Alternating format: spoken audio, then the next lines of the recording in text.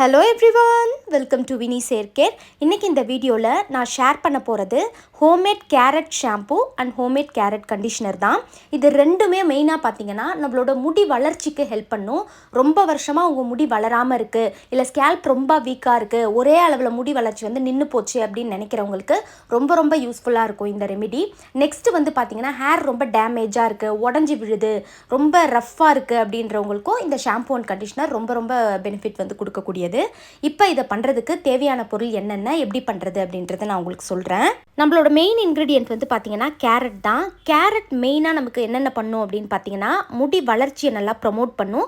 Next hair ஃபாலை control பண்ணுறதுக்கு help பண்ணும். ஸ்கேல்பில் ஏதாவது இன்ஃபெக்ஷன் இருக்குது, வீக்னஸ் இருக்குன்னா அதை சரி பண்ணுறதுக்கான சத்து இந்த கேரட்டில் இருக்குது. அது மட்டும் இல்லாமல் டேண்ட்ரஃபை சரி பண்ணுறதுக்கும், முடியோட டெக்ஸ்டர் அதாவது ரஃப்பாக இருக்குல்ல அதெல்லாம் ரொம்ப ஸ்மூத் அண்ட் சில்கியாக மாற்றுறதுக்கு ரொம்பவே ஹெல்ப் பண்ணும். ஹேர் பிரேக்கேஜ், ஸ்பிளிட்டன்ஸ், இந்த மாதிரி நிறைய வகையான ஹேர் ப்ராப்ளம்ஸ்க்கு கேரட் ரொம்ப ரொம்ப ஹெல்ப்ஃபுல்லாக இருக்கும். நான் பார்த்தீங்கன்னா ஒரு 8 கேரட் பிஞ்சு கேரட்டாக எடுத்து வச்சுருக்கேன். பெருசாக இருந்தால் கம்மி பண்ணிக்கோங்க. அடுத்து நமக்கு தேவையானது வடித்த சாதம் ஒரு 2லேருந்து 3 டேபிள் ஸ்பூன் அளவுக்கு எடுத்து வச்சுருக்கேன். உங்களோட ஹேர் லென்த்துக்கு ஏற்ற மாதிரி எல்லா பொருளோட அளவையும் கூட்டவோ இல்லை குறைக்கவோ செஞ்சுக்கலாம். இந்த வடித்த சாதம் பார்த்தீங்கன்னா நம்மளோட ஹேர் வால்யூம் அதாவது அடர்த்தியை நேச்சுரலாக இன்க்ரீஸ் பண்ணுறதுக்கான தன்மை இதில் இருக்குது. நெக்ஸ்ட்டு ஹேரை நல்லா ஸ்ட்ராங்காகவும் திக்காகவும் வளர வைக்கும். ஒரு நேச்சுரலான ஹேர் கண்டிஷனராகவும் இந்த வடித்த சாதத்தை நம்ம யூஸ் பண்ணிக்கலாம்.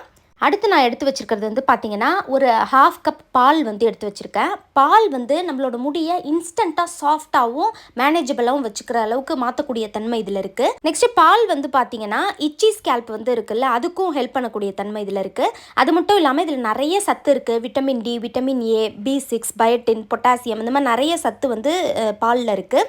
ஸோ இது நம்மளோட ஹேர் க்ரோத்துக்கும் சரி, ஹேரை நல்லா ஸ்ட்ராங்காகவும் ஹெல்த்தியாகவும் வச்சுக்கிறதுக்கு ரொம்ப யூஸ்ஃபுல்லாக இருக்கும். நெக்ஸ்ட்டு நான் எடுத்து வச்சுருக்கிறது பார்த்தீங்கன்னா ஹோம்மேட் கேரட் ஆயில். இது எப்படி பண்ணுறது அப்படின்ற லிங்க் நான் டிஸ்கிரிப்ஷனில் ஷேர் பண்ணுறேன். இந்த ஹோம்மேட் கேரட் ஆயில் நிறைய பேர் யூஸ் பண்ணிவிட்டு நம்மளோட சப்ஸ்கிரைபர்ஸே அவங்களோட ரிவ்யூஸ் எல்லாம் ஷேர் பண்ணியிருக்காங்க. அந்த வீடியோ லிங்க்கில் நீங்கள் கீழே கமெண்ட்ஸில் பார்த்தீங்கன்னா தெரியும். இந்த ஆயில் பார்த்தீங்கன்னா நம்மளோட ஹேர் அவ்வளோ ஸ்ட்ராங்காக வச்சுக்கிறதுக்கு ஹெல்ப் பண்ணும். நெக்ஸ்ட்டு ஹேர் க்ரோத்துக்கும் முடியை நல்லா சாஃப்டாக வச்சுக்கிறதுக்கு ரொம்ப யூஸ்ஃபுல்லாக இருக்கும். நம்ம carrot shampoo and conditioner prepare பண்ண போகிறோம் அப்படின்றதுக்காக நான் கேரட் ஆயில் யூஸ் பண்ணியிருக்கேன். அப்போ பெனிஃபிட் இன்னுமே நல்லாயிருக்கும் அப்படின்றதுக்காக. சப்போஸ் உங்ககிட்ட கேரட் ஆயில் இல்லை அப்படின்னா நீங்கள் நார்மல் கோகோனட் ஆயில் யூஸ் பண்ணிக்கோங்க. பட் கேரட் ஆயில் யூஸ் பண்ணால் எந்த அளவுக்கு பெனிஃபிட் இருக்குமோ அந்த அளவுக்கு இருக்கும் அப்படின்னு நம்மளால் சொல்ல முடியாது. நெக்ஸ்ட்டு நான் எடுத்து வச்சுருக்கிறது aloe vera gel. Readymade aloe vera gel தான் நான் யூஸ் பண்ண போகிறேன். ஏன்னா கண்டிஷனருக்கு அந்த கன்சிஸ்டன்சி நமக்கு கிடைக்கணும் அப்படின்றதுக்காக. நீங்கள் நேச்சுரல் ஆலோவேரா ஜெல் யூஸ் பண்ணுறதா இருந்தாலும் தாராளமாக பண்ணிக்கலாம். பட் ரெடிமேடாக யூஸ் பண்ணுறீங்கன்னா இந்த மாதிரி டிரான்ஸ்பரண்ட்டாக கலர்லெஸ்ஸாக இருக்கிறதா யூஸ் பண்ணுங்கள். அதுதான் நமக்கு நல்லது. இந்த ஆலோவேரா ஜெல் பார்த்தீங்கன்னா நம்மளோட ஸ்கேல்ப்பை நல்லா கண்டிஷன் பண்ணுறதுக்கு ஹெல்ப் பண்ணும். அது மட்டும் இல்லாமல் ஸ்கேல்ப்பை நல்லா மாய்ஸ்டராக வச்சுக்கிறதுக்கும் யூஸ்ஃபுல்லாக இருக்கும். எக்கச்சக்கமான பெனிஃபிட்ஸ் நம்மளோட ஹேருக்கு கொடுக்கக்கூடிய தன்மை இந்த ஆலோவேராவில் இருக்குது.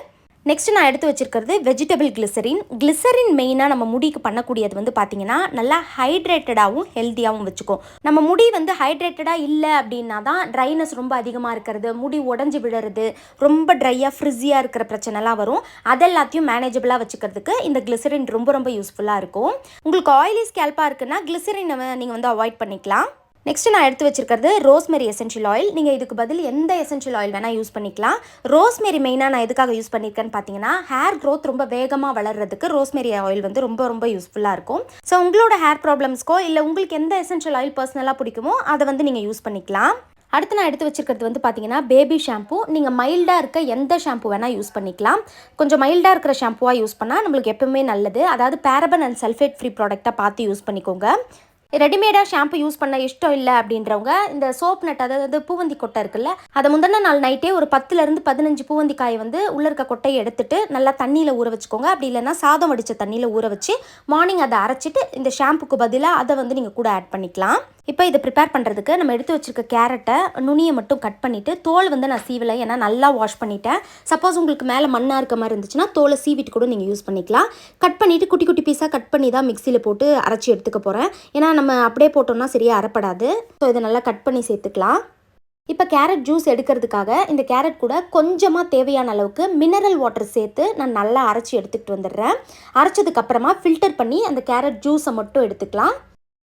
இந்த மாதிரி ஃபில்ட்ரு பண்ணுறப்ப பார்த்தீங்கன்னா அந்த ஜூஸ் எடுத்துகிட்டு நம்ம இந்த ஃபில்டரில் இருக்க அந்த கேரட்டை தூக்கி போட்டுடாதீங்க. அதை கண்டிஷனருக்கு யூஸ் பண்ணிக்கலாம் நம்ம. ஸோ அதை அப்படியே ஒரு பக்கம் வச்சுடுங்க.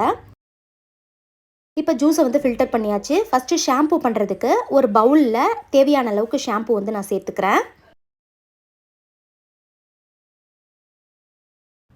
இப்போ ஷாம்பு சேர்த்ததுக்கப்புறமா இது கூட 1 ஸ்பூன் அளவுக்கு கிளிசரின் வந்து நான் சேர்த்துக்கிறேன். நான் ஏற்கனவே சொன்ன மாதிரி உங்களுக்கு ஆயிலி ஸ்கேல்பாக இருந்துச்சுன்னா கிளிசரினை அவாய்ட் பண்ணிக்கோங்க. இப்போ எசென்ஷியல் ஆயில் ஒரு 4 ட்ராப் சேர்த்துருக்கேன். கூடவே கேரட் ஜூஸ் வந்து ஃபஸ்ட்டு கொஞ்சமாக சேர்த்துக்கிறேன்.